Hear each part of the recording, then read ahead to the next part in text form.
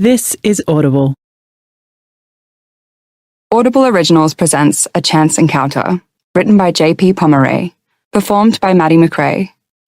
This project is a work of fiction. Names, characters, companies, and events are either the product of the author's imagination or are used fictitiously.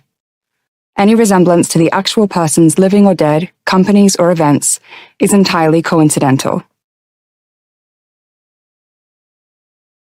Part 1. A Romance. 1.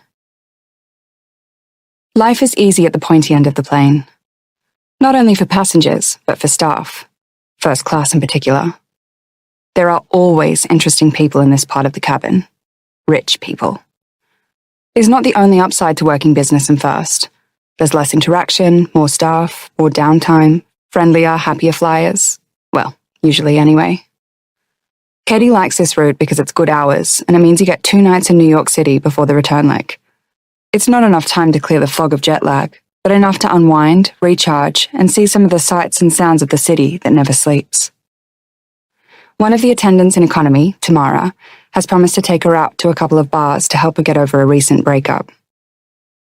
A drunk lies rosy-cheeked in 2F, Mr. Blake. He climbed onto the plane dragging a fug of liquor. Katie supposes he'd been in the airport lounge loading up on Chivas Regal as he waited for the flight because that was the first thing he ordered when he sat down. It's been 4 hours since then and he hasn't stopped drinking. Just my luck. He's traveling solo too. No wife to tell him to slow down, no friends to call him a drunk. He's tried to start conversations with other passengers. Most simply close their blinds to block him out. There are 3 unwritten rules for first-class flight attendants. 1, give the passengers everything they want. Food, more food, booze, travel tips for the destination, a smile or a laugh. Keep them happy and you'll keep your place. 2, manage those who pass through the cabin. Economy and business passengers should not mingle in first class, even if they know someone up here.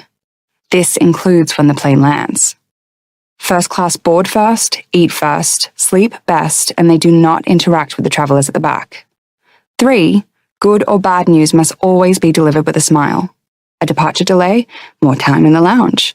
A delay in the sky, let me top up your champagne and don't worry, we will make sure you're on your connecting flight.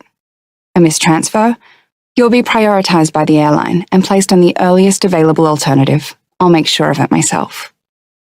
Of course, it's not just a flight attendant's customer service record that gets them a post in this part of the plane. You have to be really, really good. And more often than not, really, really good looking. Take Janelle, her colleague today in first. It's plain to see why she is here. She isn't charismatic, but she is 6 feet tall and as hot and intimidating as prime Carly Kloss. She wears 3.5 carats of flawless diamond on her ring finger, having met a hedge fund manager on this very flight 12 months ago. The dream. It is for many in this job. Janelle could quit, but the plan, she tells Katie, is to work up until a month before the wedding, then she will likely start a family. Privately, Katie thinks that if Janelle had a little more personality and was a little more outgoing, she would have likely been a model or a beauty influencer instead of up here in the sky. But Katie's happy for her. It's difficult for anyone to escape the working life, but given the opportunity, everybody would love to find a rich partner to fund an extravagant lifestyle. Get your bag, girl, she thinks.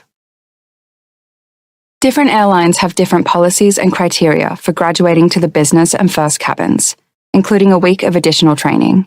But Katie knows for a fact that looks is a major factor here. Every flight she finds herself surrounded by beautiful staff, and though she wouldn't necessarily put herself in this bracket, she does take care of herself and makes the most of what looks she has. 6 days a week in the gym, observed with military discipline. She's on a first-name basis with hairstylist to the stars, Joey Monaro. She has no more than 60 grams of carbs a day since she was 19. She drinks broth and supplements collagen. She carries her Frank Green bottle everywhere, filling it only with purified water.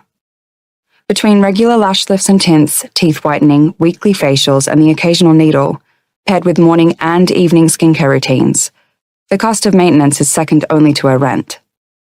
Her jewelry is modest and airline approved. No tattoos, no piercings. The most beautiful thing a woman can wear is a smile, a passenger told her once.